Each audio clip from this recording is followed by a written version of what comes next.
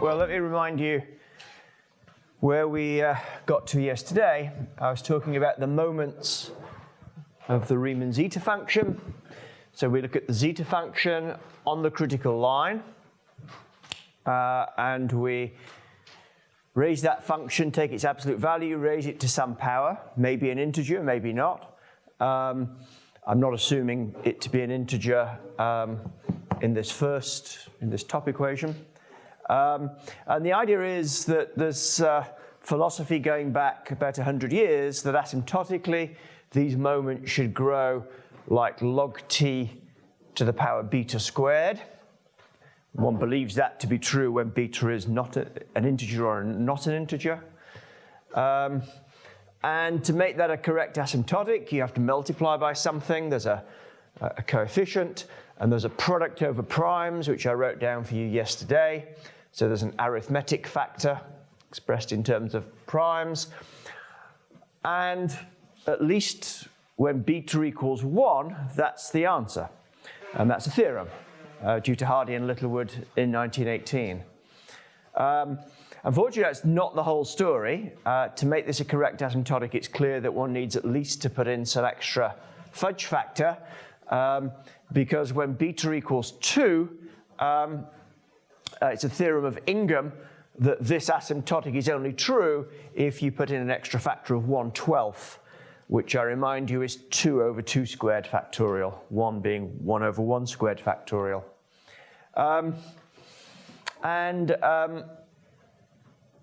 There are heuristic calculations subsequent to these theorems. They're not theorems themselves, but they indicate that when beta equals 3, this asymptotic will hold, provided the fudge factor takes the value 42 over 3 squared factorial, and when beta equals 4, 24,024 divided by 4 squared factorial.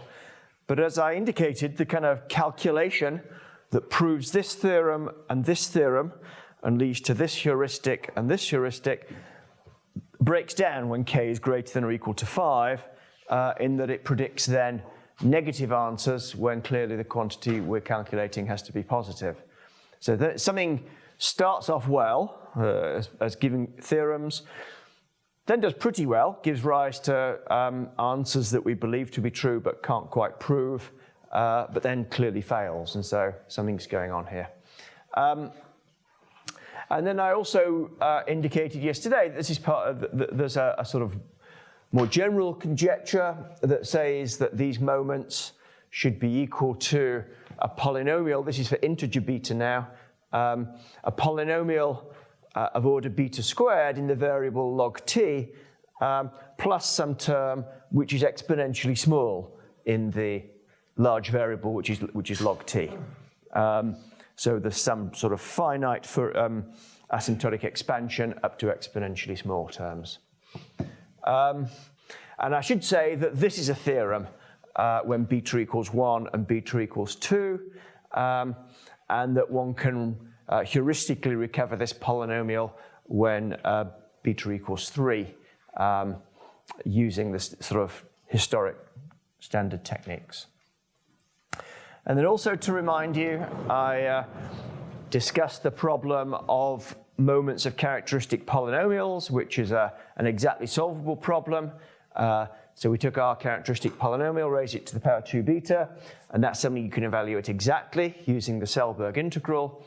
And then asymptotically, as n tends to infinity, you get this asymptotic involving the Barnes G function. And if beta is an integer,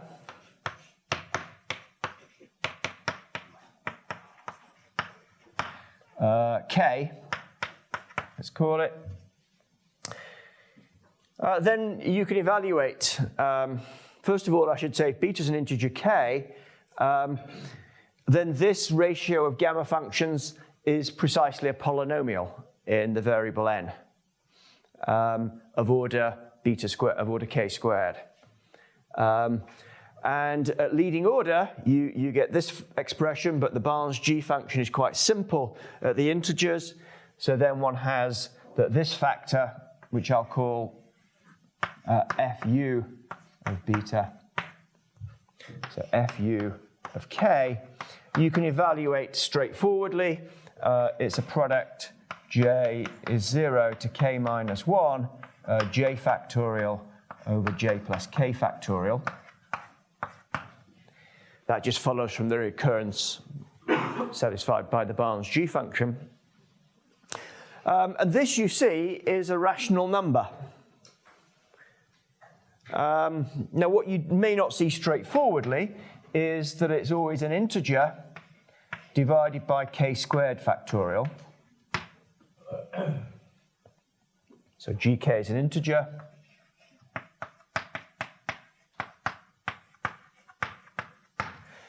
And this integer has an interesting do take your photographs of this advertisement, because it's about to disappear now.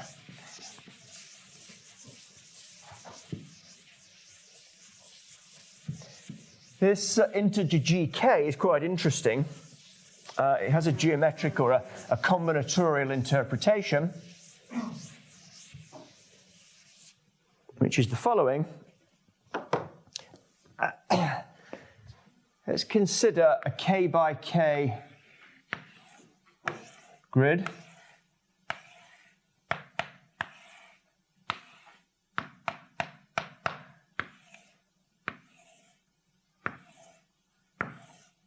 So here k equals 5. So this is a k by k grid. So there are k squared boxes, and we can imagine putting in the integers from 1 to k squared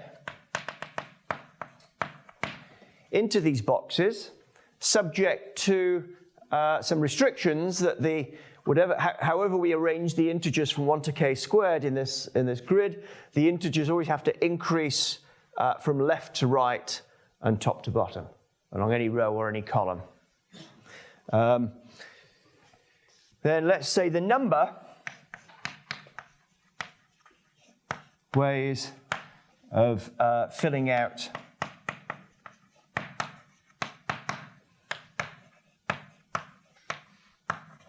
the grid.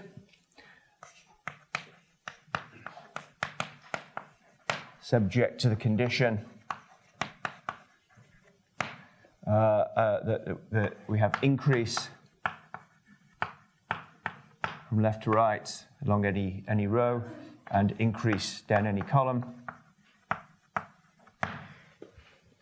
is clearly an integer, and it turns out that this integer is precisely gk.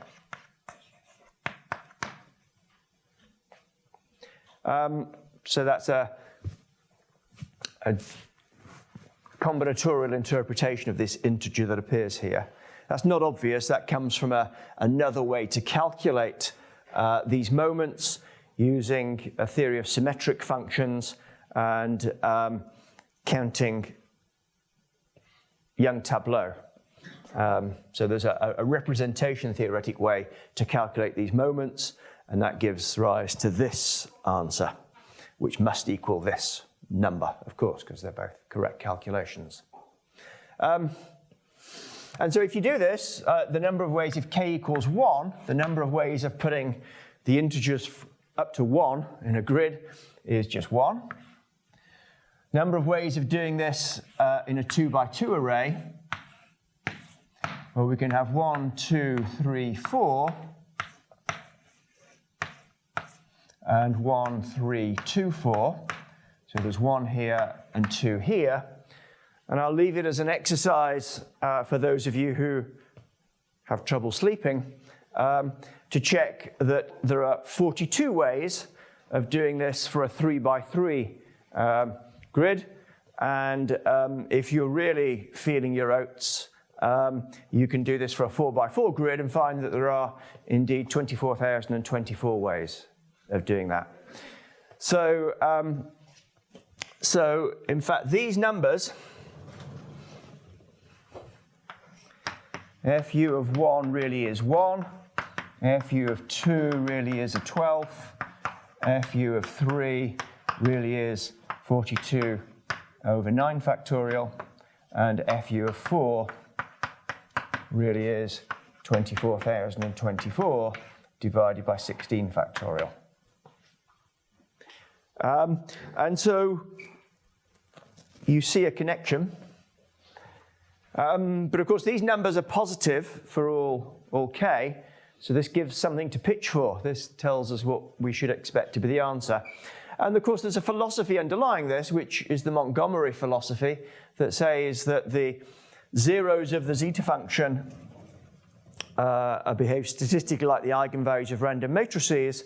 So that philosophy would lead you to expect a relationship between the characteristic polynomial of a random matrix and the values of the zeta function itself.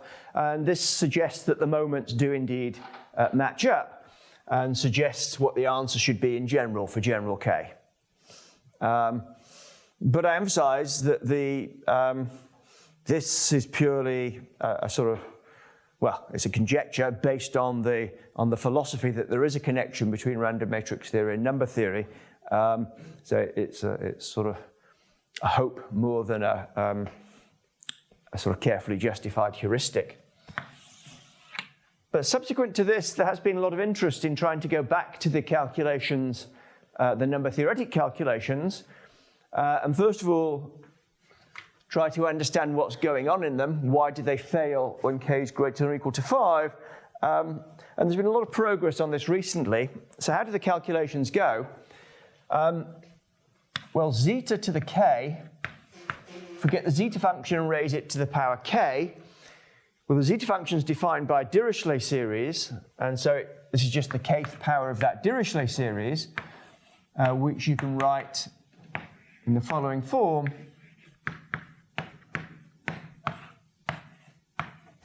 Where dk of n is the k divisor function. It's the number of ways of writing the integer n as a product of k integers.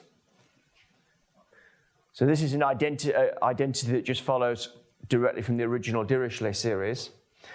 And so if you want to calculate moments of the zeta function, at least the integer moments, what you would be tempted to do is to say that therefore 1 on t integral from 0 to t modulus of zeta of a half plus it to the 2k should be something like, so I'm going to sweep under the carpet the issue of convergence. That is something one has to be careful of, but it turns out not to affect the answer. So what I'm going to write down is not strictly correct, but it is correct if interpreted appropriately.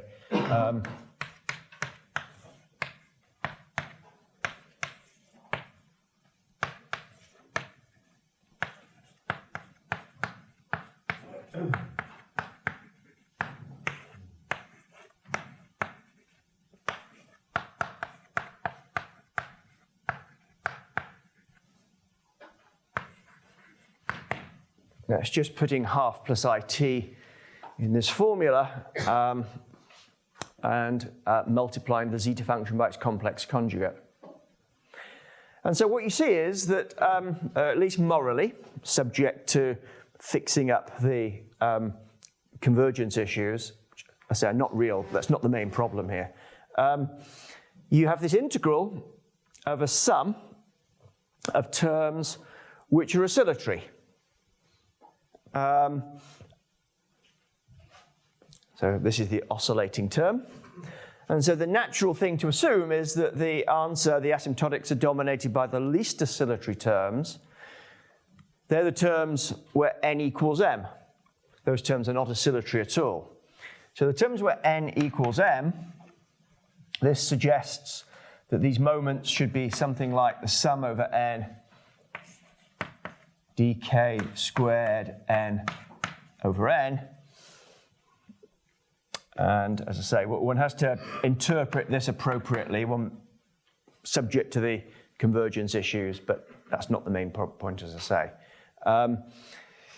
And these sums you can evaluate, and they indeed give rise to the first two theorems up here.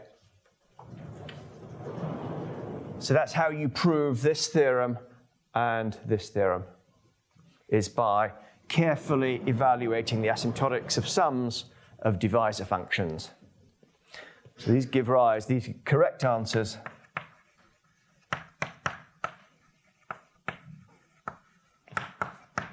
if k equals 1 or 2.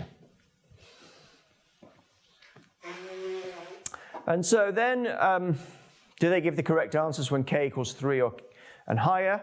The answer is no. That if you evaluate these when k equals 3 or higher, you get answers that are clearly not correct. So things start out well, but then don't give the correct answer, correct asymptotics when k is 3 or higher.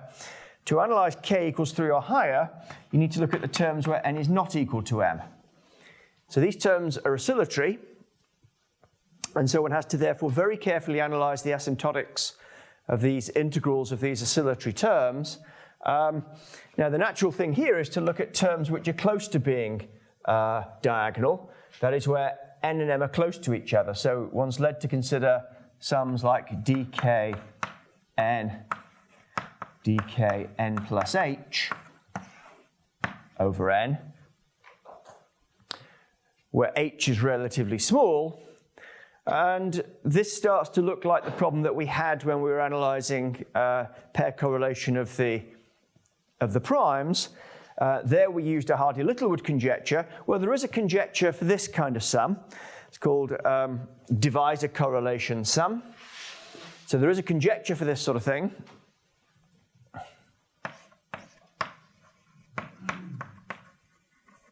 And that conjecture is widely believed. It's a very old conjecture in the number theory literature, about as old as the Hardy-Littlewood conjecture. And if you use that conjecture, this gives the answers for k equals 3 and k equals 4. It gives these numbers here, so that's why I put these as conjectural, because they rest on this conjecture for the correlations of the divisor sum. But these are the numbers that you get out, and they're now widely believed. And these were the calculations done in the late 1980s and 1990s by Brian Connery, Amit Ghosh, and Steve Gonek, and Dan Golston, and others. So what goes wrong when k is greater than 5, greater than or equal to 5? Well, it turns out that this becomes the calculations that they did are exceptionally complicated. And you get a large number of terms. This is well known to those of you who love asymptotics. You get a very large number of terms, and you feel you understand which are the largest terms, but there's such a vast number of them that it's rather hard to identify which are the dominant contributions. And it's not at all in any way to belittle their calculations, but it turns out that they did pick out the dominant contributions when k equals 3 and 4, but when k gets greater than 4, there are other terms that they hadn't quite analyzed fully, which very surprisingly turn out to give contributions of the same size as the main terms. Yes? For k equals 3 and 4, which values of h matter? Small value, relatively small values of h. So you do have to analyze this. So this sum, of course, I'm thinking of running up to some large value. H has to be much less than the length of the sum, but still could be asymptotically large itself. You don't care about when you do the integral, you get a log n over m. And then that's not the issue. Small. Yes, yeah, so that blows up. That's telling you that you have to be close to the diagonal. That's the thing that tells you H has to be relatively small. So, excuse me, so did I understand it correctly that modulo the conjectures on the pair correlations of decay, yes, these numbers F3 of 3 and F3 of 4 are theorems? Yes. There are no further conjectures? No, that's correct. And indeed, there's been a very careful and rigorous analysis saying exactly what you have to assume about these conjectures, exactly what the error terms have to be, so that you end up with these numbers. But everyone believes these numbers now. And these were beautiful calculations that were done. But they become so intractable, it becomes very hard to sort of pick out what the main terms are in this large number of contributions that represents this kind of divisor correlation. And it turns out now that we have understood this. It's taken about 20 years, and there have been 5 papers recently which have reanalyzed this problem and shown that in fact there were terms that were neglected in the previous calculations that are as important as the terms that were calculated.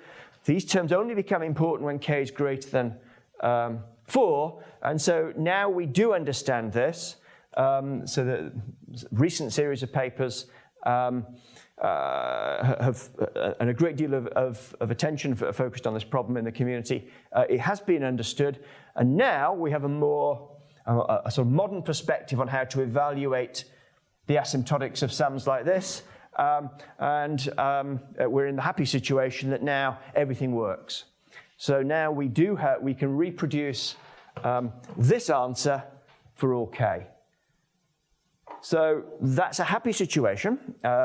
Random matrix theory, a random matrix theory inspired conjecture, and a number theory calculation based on really rather delicate asymptotics do agree, subject to this conjecture for correlations of the divisor function.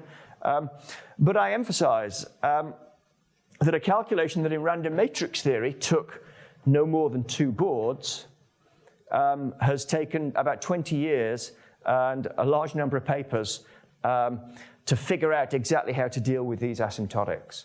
So we're in this situation, which I emphasize is common in this world, where calculations that are easy in random matrix theory are really very difficult in number theory, so difficult that, let's say, it's taken many decades to figure out how to do them properly. But when you do them properly, the answers always match up, but for reasons that we don't see transparently. We'd love to be able to organize the number theory calculation in a way that reflects, say, the Selberg integral that led to this answer very straightforwardly, but we don't know how to do that. So again, this is it's really a coincidence or sort of magical alignment of answers, but we're lacking a sort of deeper understanding as to why these complicated calculations on the number theory side should give these simple answers that emerge from random matrix theory, but at least it's gratifying that now we can get, we do understand how to do them so that we do get agreement.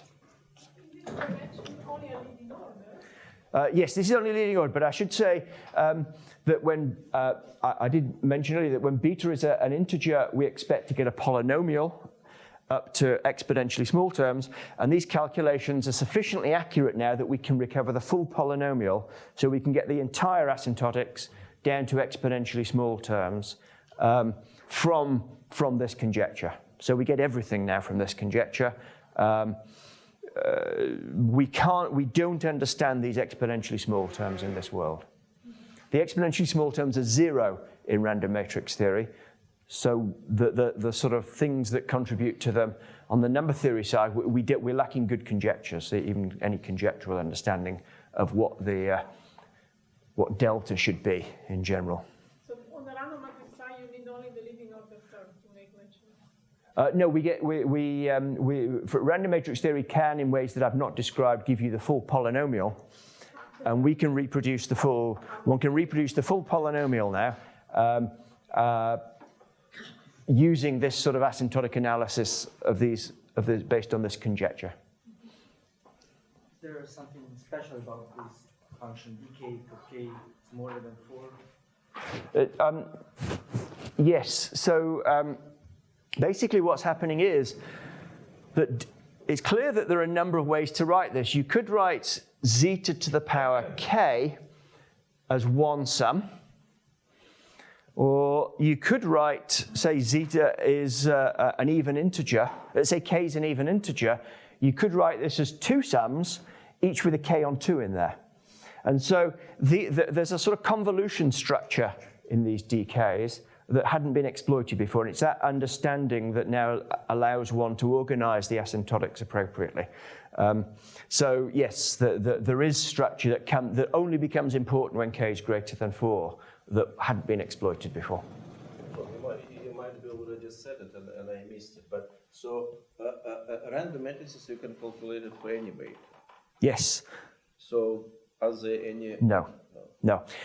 I wouldn't know. We don't really know even how to begin for non-integer beta on the zeta function side. But do you still believe that Yes. Yes. So there is numerical evidence shows that it is correct for non-integer beta. So the conjecture, just to be absolutely clear, would be that for any beta, even complex beta, f zeta of beta should be fu of beta. And this is provided real part of beta is greater than -1/2. And this is a conjecture that goes back to work that I did with Nina Snaith some years ago. And so we believe this in general, even for complex beta, but we can only start to analyze this in the integer beta case. Right, so I want to switch gear now, because what I've said may sound semi-magical, like there's a lot of magical thinking going on, in that we do these calculations in random matrix theory, and we do the calculations in number theory, and in some cases we have to redo them over several decades to get the answers that match up. And so you might be naturally suspicious of that as a means of doing research, because what happens if we just continue to do these calculations? Will we then start to get different answers? So there is a certain murkiness in this subject, and it's largely conjectural, as I've indicated. But there's a very powerful direction of research which has become extremely active in recent years, and this is to look at situations where all of this becomes a theorem, so everything can be proved rigorously. So these are this is analyzing the problem in function fields.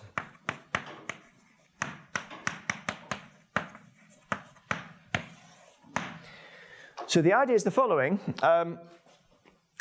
Everything I've said so far has been based on the integers. And we've defined a zeta function in terms of the integers via a Dirichlet series, or in terms of special integers, the primes, which give rise to the Euler product.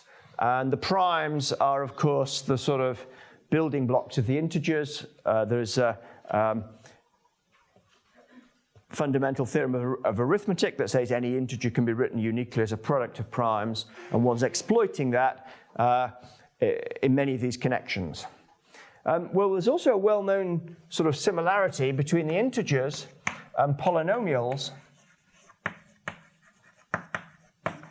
defined over a finite field. So let's say we take a finite field of Q elements.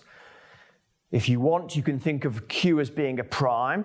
You can think of it as being 7, if you like. So we're always going to do arithmetic modulo Q, that is modulo 7, if that's the example you want to bear in mind. And we're going to consider polynomials whose coefficients are integers modulo Q, and we're always going to do arithmetic on those polynomials modulo Q. So we can add them modulo Q, we can multiply them by modulo Q, etc. Now, it's well known, of course, it's obvious that the integers form a ring that's closed under addition and multiplication.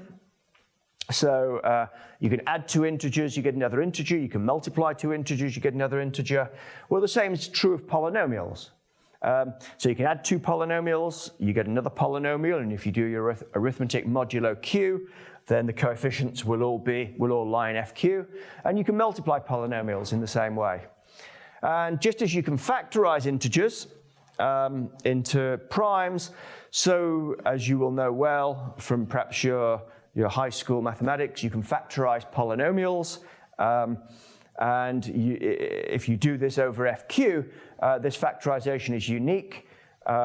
So there's a unique way to factorize polynomials in terms of potentially simpler polynomials, and there are polynomials that you can't factorize, and those are irreducible polynomials. So the primes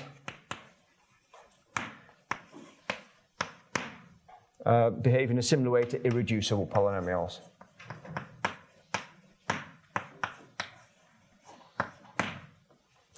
And so there's been a lot of interest going back to the early part of the 20th century, in looking at zeta functions defined in this world. So for polynomials and in terms of irreducible polynomials.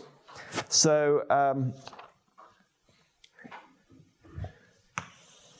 you can define a zeta function, zeta q of s. Oh, there's one other thing I need to tell you. If I have a polynomial,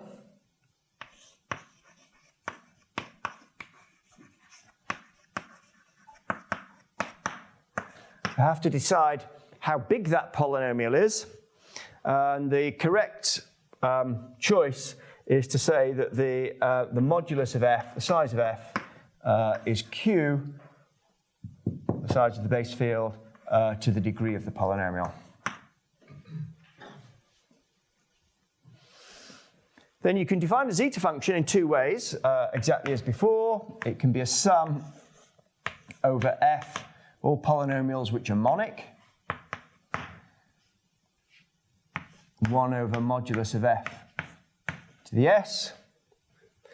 And because you have unique factorization in this world, you can also write this as a product of the polynomials p that are monic and irreducible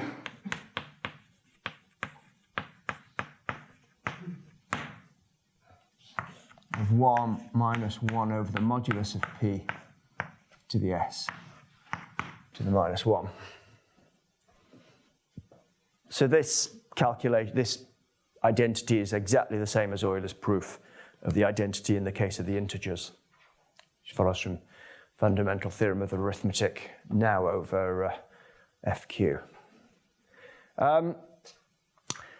So because the size of these polynomials is q to some power, it makes sense to change variables here. So we'll define u is q to the minus s, and then we have z of u. So I'm just going to change variables in these formulae. So I'm going to get some function z, which is a sum over f monic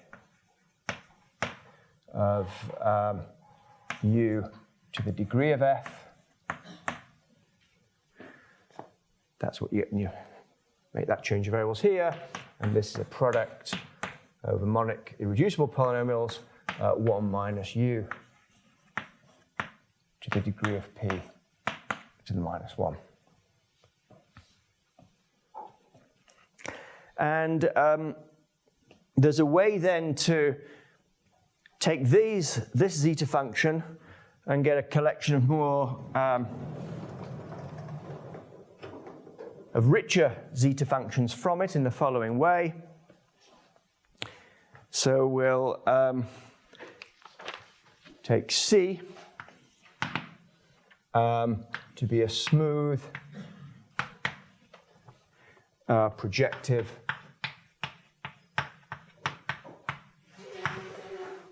geometrically connected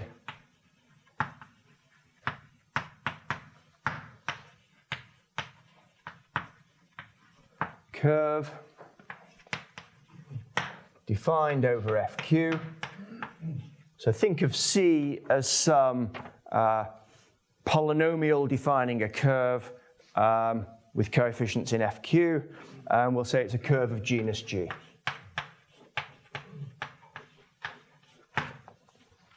And we'll define n sub n to be the number of points on C in the extension field of degree n of FQ. So we're going to do arithmetic modulo q to the n. Then there's a way going back to Artin, beginning of the last century, which says that associated to any curve C, you can define a zeta function like this one. And it's just the exponential of the sum of the number of points of u to the n over n.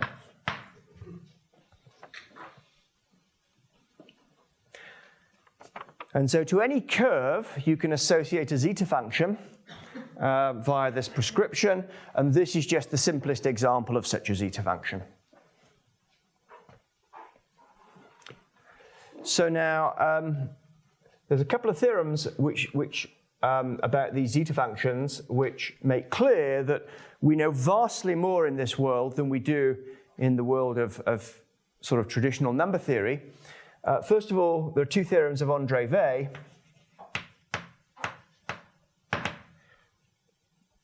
The first is that for any curve C that's subject to the definition, subject to the conditions on C, Z of C becomes a rational function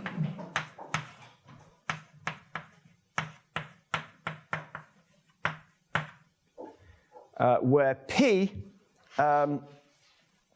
is a polynomial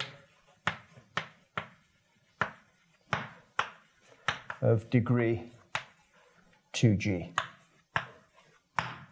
So that's very surprising. It says that in any case, for any of these zeta functions, the zeta function is always a rational function with a polynomial on the top and a given polynomial on the bottom.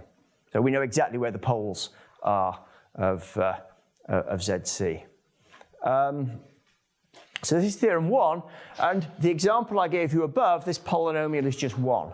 So I'll leave you to, actually it's 1 minus QU rather, so I'll leave you to, it's 1 minus U, 1 minus U. Yes? So in the example of the zeta, Yeah? what is the curve? The curve is just the projective line. So Weil's second theorem, which is the second theorem, which is the really interesting one, is that this polynomial PC has roots.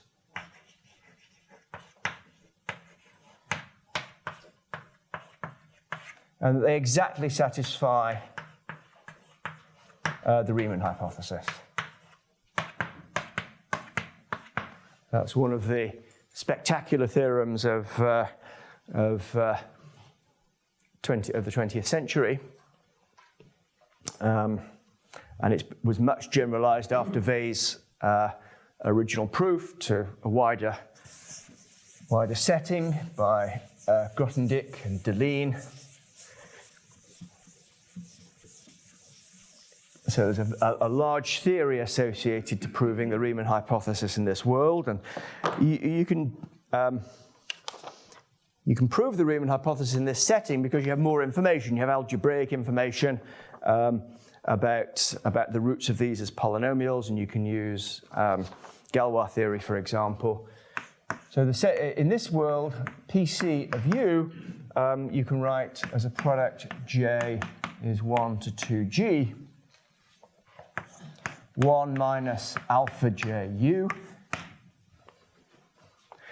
And then the Riemann hypothesis is that the size of these numbers alpha j is root q, rule j. So the roots of these polynomials lie in a circle of radius 1 over root q.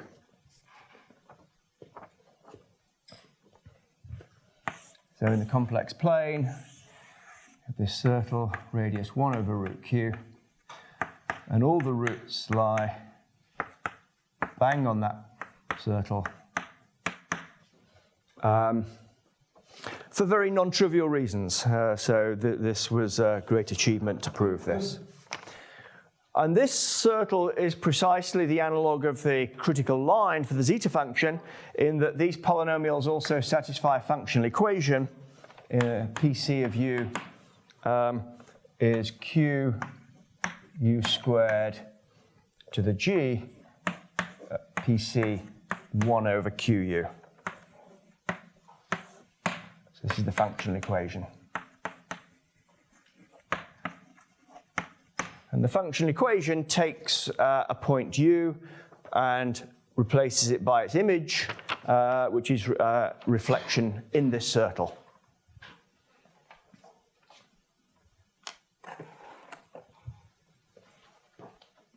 So if I have a point here, I know the value of the polynomial here, reflected through that circle. So this really is the analog of the critical line, and the Riemann hypothesis is true in this setting. So let me give you an example.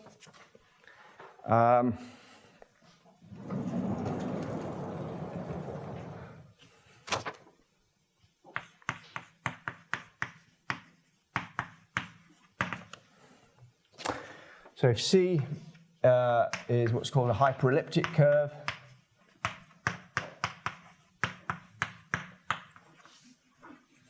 which I'll denote CD.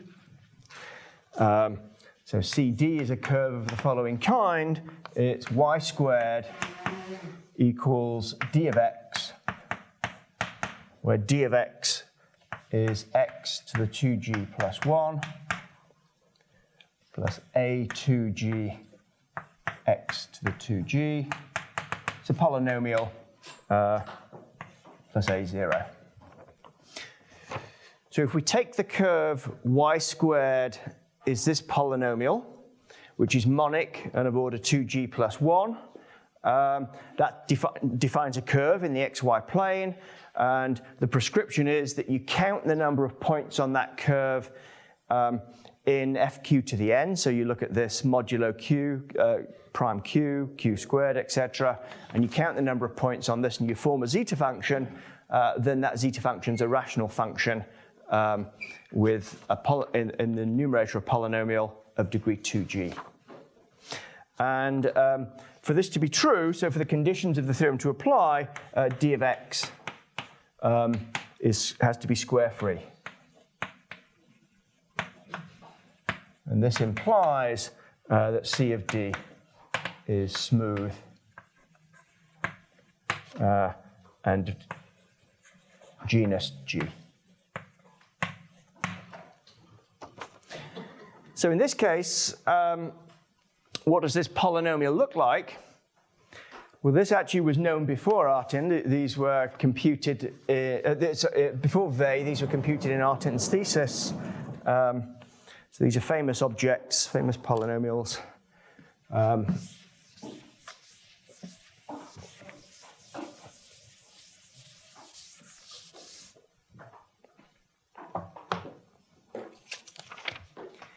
So the zeta function associated with CD just becomes a rational function, which I'll call L of U and chi D,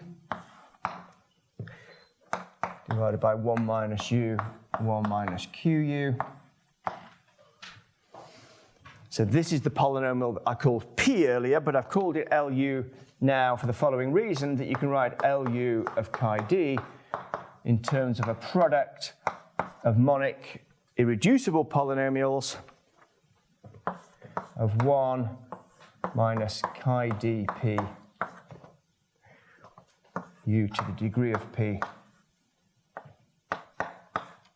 pi minus 1, where chi dp is defined exactly as I defined the Dirichlet character a couple of lectures ago. It's plus 1 if the polynomial p doesn't divide the polynomial d, and if d is congruent to a square mod p, which I remind you means that I can find a polynomial f whose square is congruent to d mod p. That's what this means. It's minus 1 if p doesn't divide d and d is not congruent to a square mod p. So in polynomial language, there is no polynomial whose square is equal to d if you do arithmetic modulo p, and it's 0 if p divides d. So these, the example I've given, these hyperelliptic curves, are precisely the analog. They give rise to polynomials here that are precisely the analog of the Dirichlet L functions. That L of U is a polynomial on U. Yes, exactly. It's a polynomial on U. But it is not kind of It's not obvious. No, these are hard theorems to prove. You don't. Yes. It's not at all obvious. No. That's a consequence of this machinery, but I'm not going to prove that for you. But can I just formally begin to expand it? Yes. Then you will see that. You will see it. You put it on a computer, you will see that it is a polynomial. If you want to prove in general that it's a polynomial, that requires some. It will be truncated. So Exactly. This series will be truncated. Exactly. The series will always truncate, and this is the sort of magic of this machine. So now we can do the following.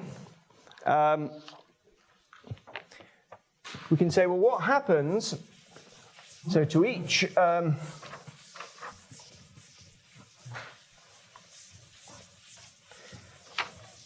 for each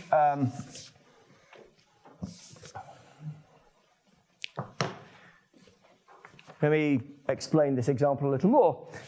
For each polynomial d, which means each choice of these coefficients,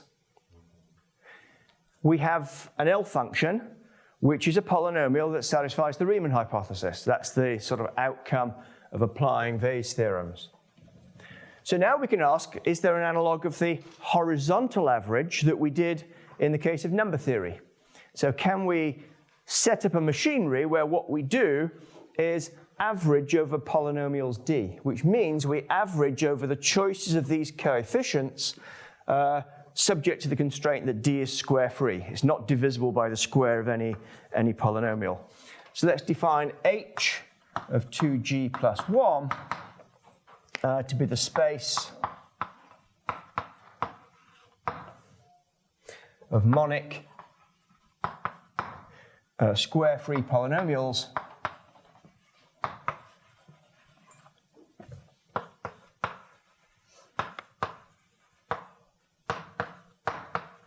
of degree 2g plus 1.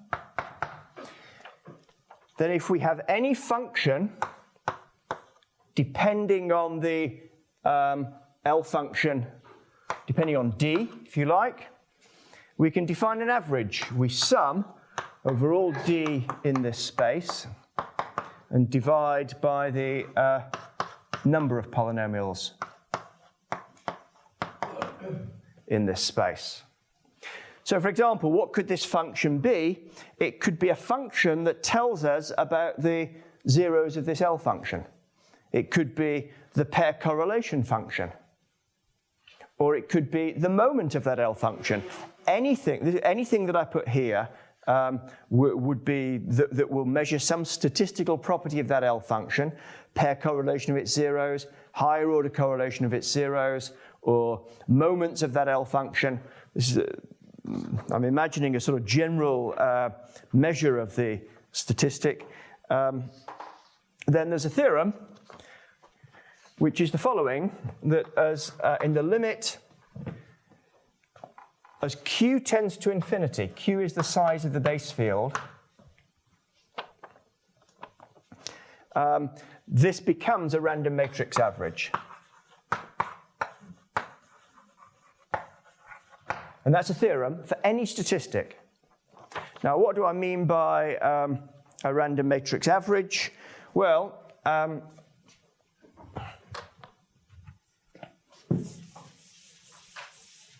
this theorem is due to Deline and Nick Katz and has been much exploited in recent years. What do I mean by this more precisely? So the fact that we have a Riemann hypothesis means that we can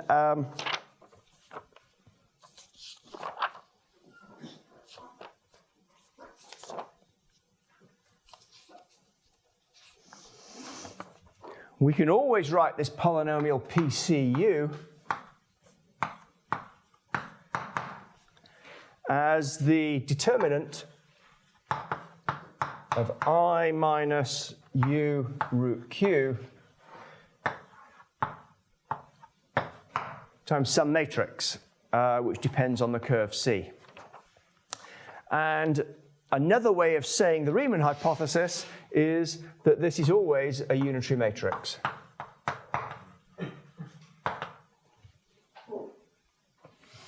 So for this L function that I defined here, Lu of chi d is always, it's just an application of this idea, the determinant of I minus U root Q times some matrix that depends on the polynomial D that defines the original curve C. And then the statement of the theorem is that as Q tends to infinity, so this is true for each Q. For each Q we have a matrix. As Q tends to infinity, these matrices equidistribute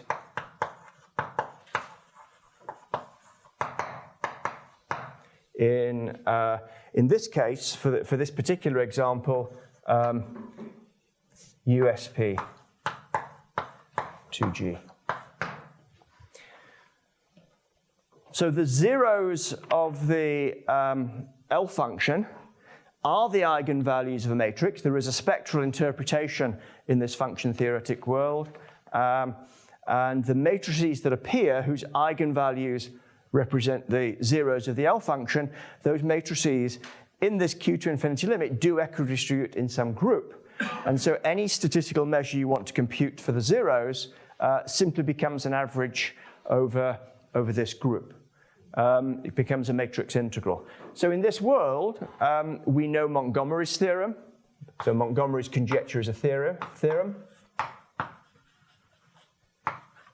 We know this for all k-point correlations or any other statistic you care to measure, so gap probabilities. However refined you want to be about the eigenvalue statistics, about the zero statistics, becomes a theorem that random matrix theory applies in this case. We also know the moment conjectures. So moment formulae become theorems for any moments simply by virtue of this equidistribution. And then the recent developments have been that it's been understood how, and I emphasized this earlier in the lectures, if you know something about the zeros of an L function, that tells you something about the primes in the number theoretic world. So Montgomery's theorem, Montgomery's conjecture rather, or formula, implied the Goulston-Montgomery conjecture for variance of primes in short intervals, the sort of Gauss counting of primes problem, the Killiad problem. So these conjectures now, these theorems that you can prove about the zero statistics then imply statistics for irreducible polynomials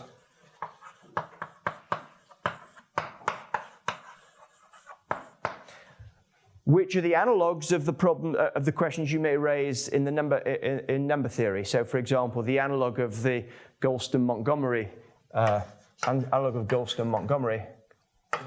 Yep. Yes.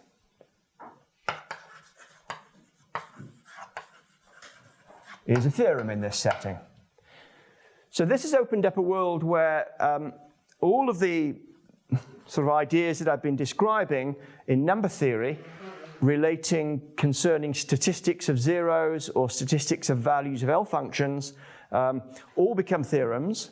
And the consequences of those theorems in number theory are also things that one can start to calculate. So this starts to be a world where the things we know and love in random matrix theory do start to tell us very precise, rigorous information about the analogues of number theoretic problems concerning the primes. My minute is up. Thank you.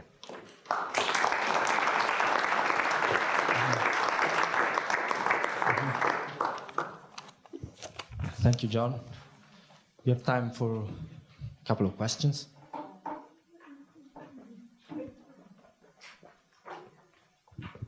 Is there a proper definition for what a family of L functions is in terms of the polynomials? Yes. So in this world, there is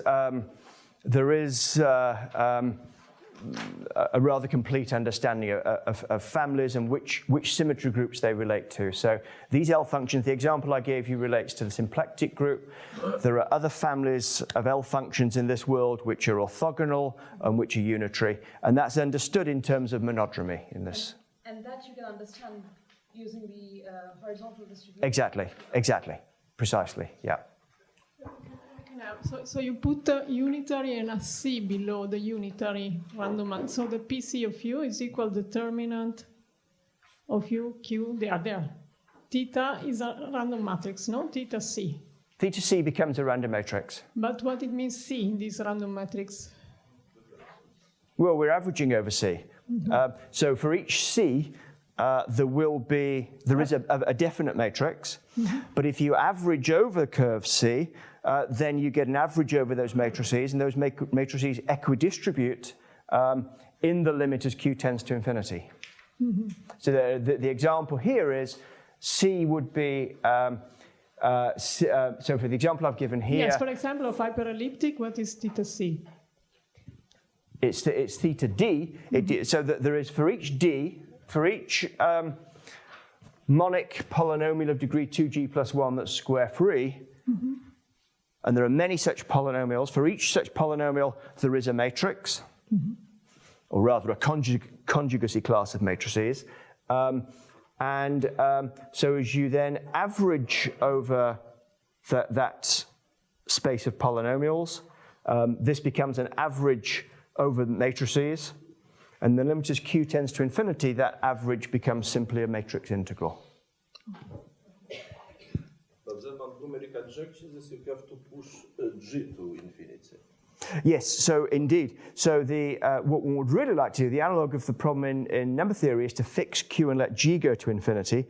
And you can do there a little bit more than in the number theory world, because first of all, you know the Riemann hypothesis. Second, these are just polynomials, so lots of the issues are in complex analysis related to approximating zeta functions by polynomials. Here becomes straightforward. So you can do a little more in the limit as fixed Q G tends to infinity in some cases, but usually not a lot more. Other questions? Some way around all this is Fermat theorem. Yes. Yes. So how big is the set H2G plus 1? Right, so the great question, and it was going to be a problem for students, so I'll now state it. So the size of this set is precisely 1 minus 1 over Q times Q to the 2G plus 1. So it grows as Q tends to infinity. So that's an exact formula for this. And at the up the top board there, you explained that for k bigger than 4, there are additional terms that contribute. But I didn't catch which terms they are. Is it easy to say? No, it's not easy to say.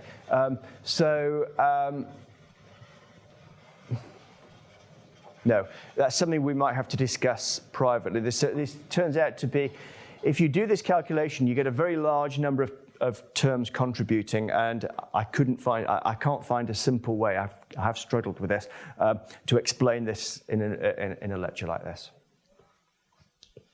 Okay, so yeah, let's thank John for this series of lectures.